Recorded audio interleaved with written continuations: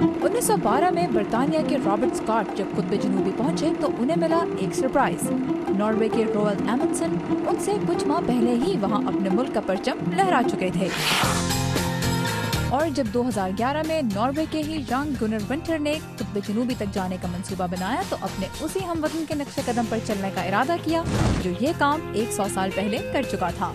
We knew his route from his. हमें इनकी किताबों और डायरी से पता था कि वो किस रास्ते से गए थे। उस सफर में एमंडसन की गाड़ी खींच रहे थे बर्फानी कुत्ते, लेकिन आज के इन एक्सप्लोरर्स ने ये सफर किया पैदल, पहले से भी ज्यादा आहिस्ता, और इसीलिए उन्हें मंजिल तक पहुंचने में एमंडसन से भी ज्यादा वक्त लगा। पहाड़ अब भी वही हैं और ग्लेशियर्स भी, और हमें हैरत हुई कि बर्फ भी बिल्कुल वैसे ही थी जैसे एमंडसन ने भी बयान की थी।